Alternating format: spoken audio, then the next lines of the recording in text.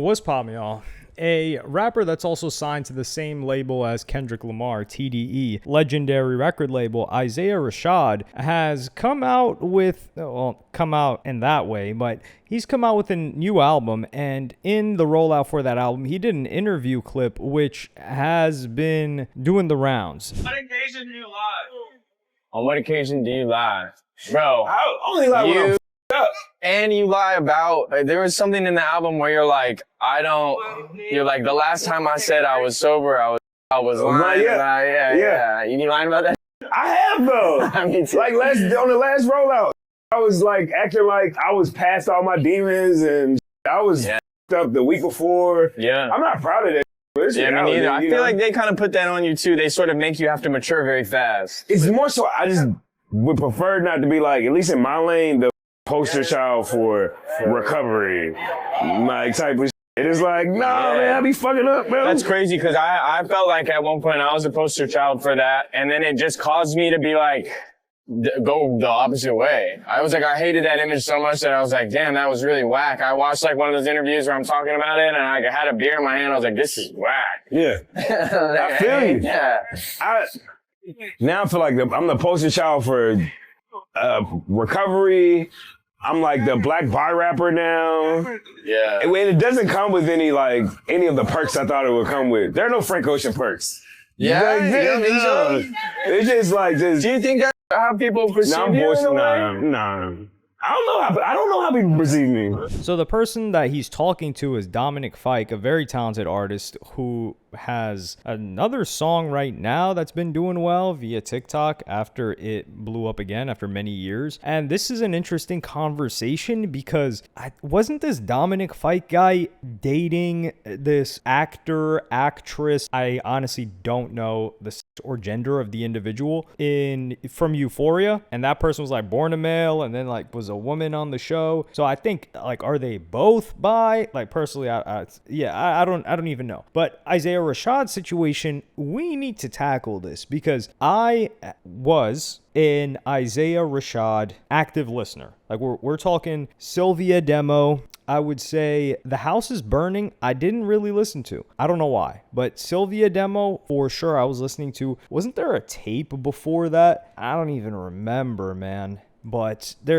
if there was a tape, then I definitely listened to that one first. It was just Sylvia demo, I guess. Yeah, Sylvia demo and The Sun's Tirade. House is Burning, I didn't listen to. But immediately after, and I really enjoyed his music. I thought he was a very solid rapper. Keep in mind, this guy's not really the melodic rapper. He's a guy that's going to give you bars. He's going to give you good music overall. And he's a talented guy. He had SZA on several songs. He would have vocalists like Jean Doe, who I'm not going to mention that part of her story. That's not necessary here. So when it came down to The House is Burning, I just kind of fell out of interest maybe of that type of music. Like for example, with the other person on TDE that I'm thinking of, Ab Soul, right? Ab Soul, I haven't listened to his past 2 albums, but if you're talking about Ab Soul in the 2010s, I listened to everything. Yeah, like Herbert, I didn't listen to that one, or Soul Burger, I didn't listen to that one. Now, if either of these albums are amazing, please comment so in the comment section, and it'll probably push me over the edge to listen to it, because I just need a little nudge, a little nudgy nudge. So the context here is important. Isaiah Rashad, I believe it was in 2022 or 2023, I'm not sure when, a video would surface on the internet of Isaiah Rashad head bobbling, slobbing on some meat. Super pause on that. And I thank God every day. Like sometimes, like no soul Illuminati or anything, no spiritual soul, but you know how like there's like chosen ones on earth? I felt like I was a chosen one by God because that clip was not revealed to me. I have never seen that clip. I didn't see it on the day that it came out, and it's because I'm not curious. I went on the page and people were like, yo, I just saw Isaiah Rashad something. And I said, okay, I'll see you on Twitter. It was Twitter at the time. I'll see you tomorrow. I don't want to see that. I want to protect myself, protect my eyes, protect your peace. So I haven't seen that, but that must have been a very horrifying experience. for everybody involved, including Isaiah Rashad. Because up until this point, everybody just assumed Isaiah Rashad was straight. Like, we didn't even think he was zesty. We didn't think like, oh, we knew something was up with that guy. Like, if you guys remember the artist Khalid, the guy that made Location, banger of a song. Well, he's had many bangers. I love Khalid's catalog. But when he came out and said, hey guys, by the way, like, I like dudes, everyone was like, yeah, we knew, bro. I didn't even think, I just thought Khalid was this like automaton robot that just made good music. I didn't even think about him with a woman ever in my life, or a male, which that thought wouldn't come across my mind anyway. But that was the most nothing burger come out ever. That usually would be a big splash. So with Frank Ocean, he came out in 2012, and the circumstances in which Frank Ocean came out, because I would tweet out in response to this and I would say, oh, Frank Ocean was 10 times bigger than Isaiah Rashad when he was in the closet. Which is facts. Like Nostalgia Ultra, I was about to say Nostalgia 64. I'm thinking of Denzel Curry's first project, or yes, N64 or whatever. Yeah, so with Nostalgia Ultra, he was already huge, and he was part of the biggest group, Odd Future, and he made unisex music. Now you're probably asking like, yo, what do you mean by unisex music? Well, what I'm saying is that when you listen to Isaiah Rashad, some would consider that scaring the music. I wouldn't necessarily go that far. That is certainly JPEG Mafia for sure. Or who's the guy that made the album with him, Scaring the Hoes? Danny Brown. Yeah, I can't believe his name almost escaped me. It's very late as I'm recording this, if you're unable to tell, but I'm still up and at it. So he drops music that you just look at his shows, it's majority male. Of course he has a female fan base, but it's not as widespread. So when a majority male fan base, as Isaiah Rashad, and you've never been mainstream, you've never been close to mainstream, and it's a majority straight male audience too. You don't got a gay male audience. You don't. You're not some like heartthrob that they can thirst after either. No disrespect, no disrespect. So when he comes out, the only option is for people to be turned away. Like nobody's going to be like, yo, I really want to check out this guy's music after that. Nobody's doing, and it's not like you dropped right after either. Now, he did get a lot of attention, but I think that's an important thing to note. Like women weren't going to start liking him, and weren't going to start liking him. And that would be the benefits of coming out or going to that side. Because, for example, when Lil Nas X, he should have used Lil Nas X as an example, even though Lil Nas X had one of the biggest songs of all time. When Lil Nas X came out, I think it was Panini or one of those songs, he blew up even more because he had a hit song. He was already like known as kind of like a Nicki Minaj account. I don't know if I had spoken about it for sure. I think I may have been one of the first ones to reveal that. I definitely didn't reveal it investigatively on my own. I had seen it somewhere else, and then I just brought it to YouTube. I take credit when I actually earned the credit. For this one, I didn't earn the credit. So he blew up even more, but he had a bunch more music. He had pop music, which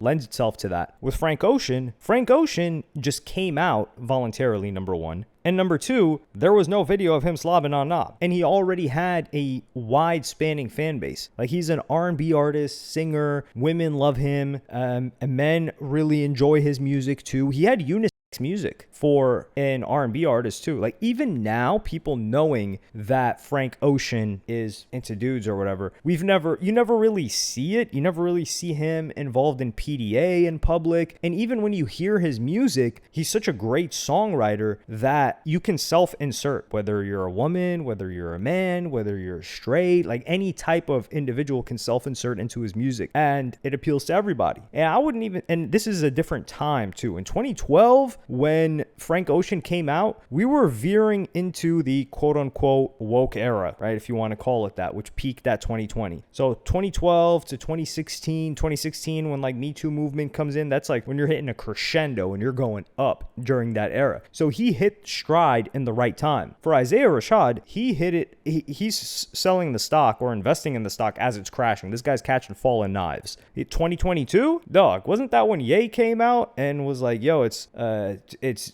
Jesus, that guy from Germany, and Ye? Isn't that what happened in 2022 or Ye 24? That's when all of these guys started to come back and started to come full force, 2022 and onward. So I think he caught the fallen knife at the terrible time. Everybody started bringing back, certain terminology and talking points that would have gotten you canceled with the community that Isaiah Rashad was now forced to be a part of. So everything worked against him there. And it's unfortunate, but that's just the nature of the game. I think the fact that his label was still willing to support him through all of this says a lot, because he is an asset that took a tank. His stock took a tank. He was stuck within hip hop. Frank Ocean was also always bigger than hip hop, because even Odd Future was bigger than hip hop. They were never limited to hip hop. If it was only hip hop, Tyler the Creator had complained that academics wouldn't post him. And he was like, yo, I think it was during the Hot 97 interview, or one of these interviews, where he was saying like, yo, like I'm so in love with this hip hop stuff, which he is. And every day I open up academics, see what's going on, and I never see myself there. And academics started posting him a little bit more, but that just goes to show you that academics, and not just him, but other platforms, when they're thinking of, yo, who are the biggest rappers in the game, despite having some of the biggest shows, having some of the biggest sales numbers, beating DJ Khaled when DJ Khaled was at his peak, people don't really think Tyler the Creator. And that's an advantage that Frank Ocean had. Now, when you're talking about rapidy rap rappers, Isaiah Rashad's name is coming up. Absol's name is coming up. J-Rock's name is, I wouldn't say like he's like on those guys' level, lyrically at least, but Isaiah Rashad's one of those names that comes up. And that is a detriment to you, because we haven't had a successful rapper that is not only out of the closet, but has a video out there that is how people discovered that they were out of the closet. So the fact that he still has a career, I think, is a godsend. We haven't seen how the tour numbers do, but yeah, I think I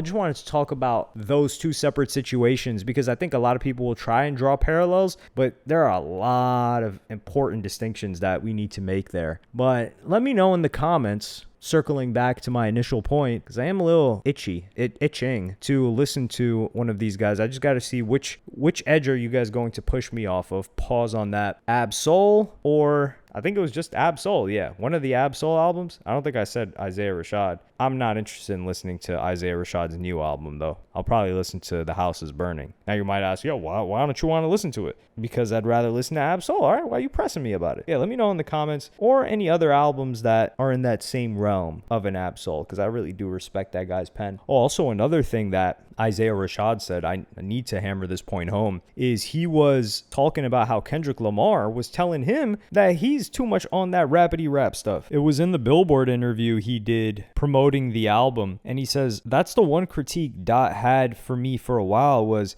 nobody gonna understand what the F you're saying. It's too puzzly. I took that as an insult for a long time, to the point where I bucked it. I was like, F this guy. But with this project, I be looking for change in everything. I'm just trying to stop writing in hieroglyphics. And this ties back to what I was saying about the skill of a really talented songwriter like Frank Ocean, for instance, is you can self-insert. And I'll give you guys an example with Drake, right? Recently, Drake drops Iceman. Everyone can enjoy it. Of all ages, you don't even need to listen to rap. But with a song like Janice, right? Nobody knew who the hell Janice was. And frankly, most listeners don't care. However, it would resurface a clip from Joe Budden's podcast where he said, hey, my white girl name is Janice. And people believe that he's taking shots at Joe Budden, because he's previously had a bunch of back and forths with Joe Budden, even just criticizing him on Instagram. So it's clear that he watches the Joe Budden pod, or the JBP, the Joe Budden Experience. Isn't that the whole network? Or the JBN is the Joe Budden Network. So that's something that's a gift, but he puts it in this